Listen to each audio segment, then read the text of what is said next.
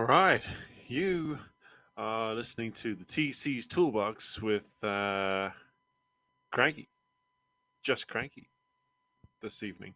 Um, Unfortunately, Swagman has once again found him in a situation that does not have any internet, or at least not enough to um, come and record with me tonight. So here it is.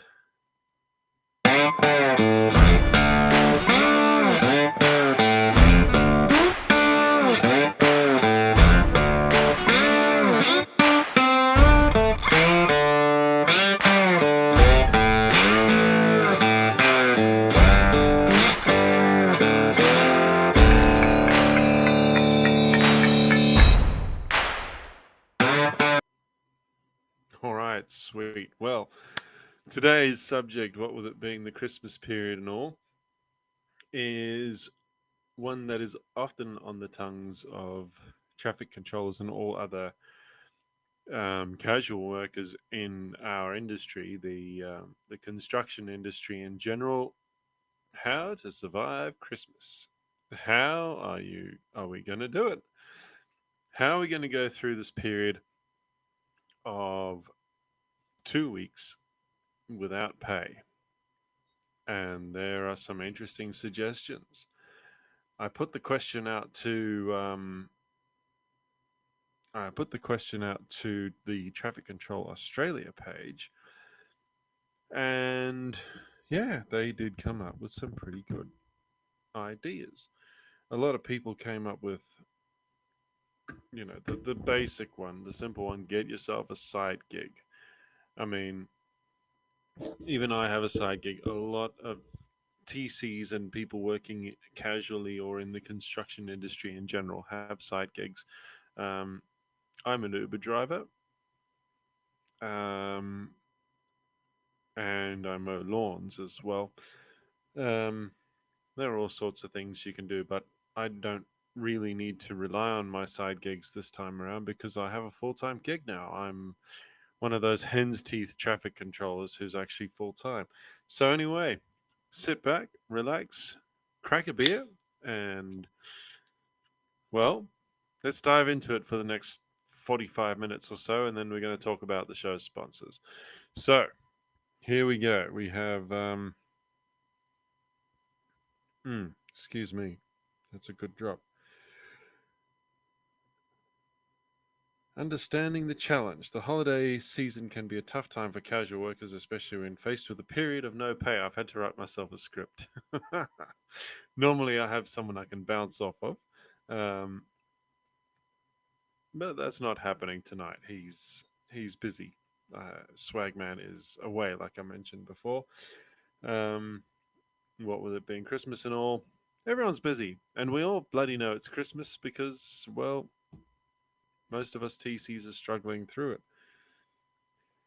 The first step to surviving a period without pay is effective financial planning, which, let's face it, a lot of people in our industry live week to week. That's kind of hard, isn't it? Um, but it does work for some.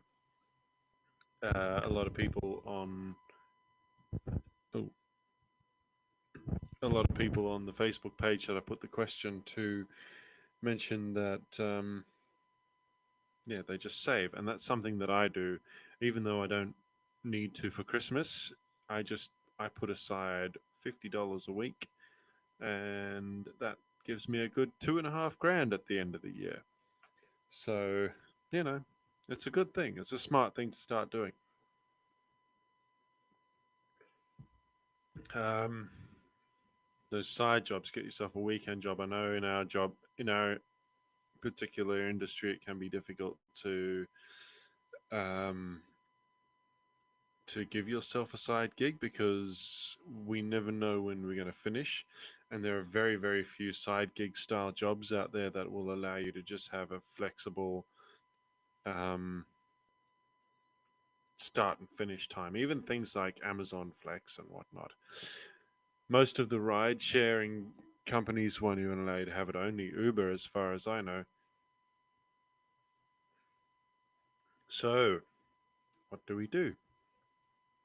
What do we do? Unfortunately, there is no one answer. There isn't one thing that will fit everybody's needs. Um, I know even a lot of people have trouble saving, like I do. It's fucking hard. It's hard out there. It's difficult to have enough um, excess money to put into an account. And so the script that I've come up with does revolve around a bit around saving. Um, Seeking assistance. I know a lot of people who kind of keep Centrelink in the background, just hiding in the wings, waiting to take over um, payment for the Christmas break. But I mean, even that, that's not enough. Centrelink is an it's not like I look at people who live on Centrelink and I think, how do you even afford rent? I can barely afford rent, and I'm on a, a decent amount, right? How do you afford your bills? It's it's difficult. It's very difficult. So yeah, I'm guessing these people either they must live out of their car or something like that. So I've come up with some practical tips to help you budget through the Christmas period. Meal planning. We all know about meal planning. We all do it, right? Well, mostly. I mean, I know when I was single, what I used to do was just I would get on the Woolies app every week, or just at random points throughout the week, and I'd go through and I'd be like, okay, I feel like having pumpkin soup at some point next week. All right, that can be dinner and that can be lunch. All right, so I'm gonna take go into the go into the recipes section of the Woolies app, punch in pumpkin soup, and whatever comes up, I'd just be like, okay, add. Into the basket you go. Oh, excuse me.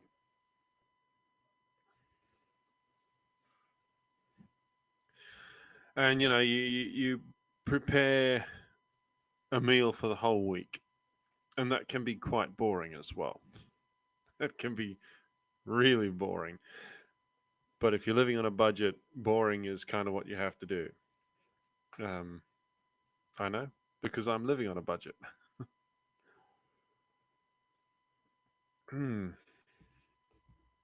I was kind of hoping for a bit more studio feedback on this episode, but it doesn't seem to be happening. Anyway, that's not important. Finding temporary work, that's something that we've already talked about, finding the side gig. Um, a very common one that I've come across has been working at a liquor store.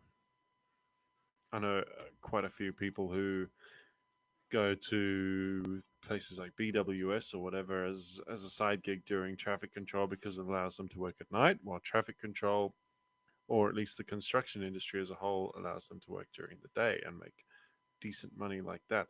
And then you just claim the tax free threshold on whatever that second job is. Which brings me around to another comment that quite a few people made on the Traffic Control Australia page when I posted up asking for their advice was saving your tax money, which I do. I try to do anyway.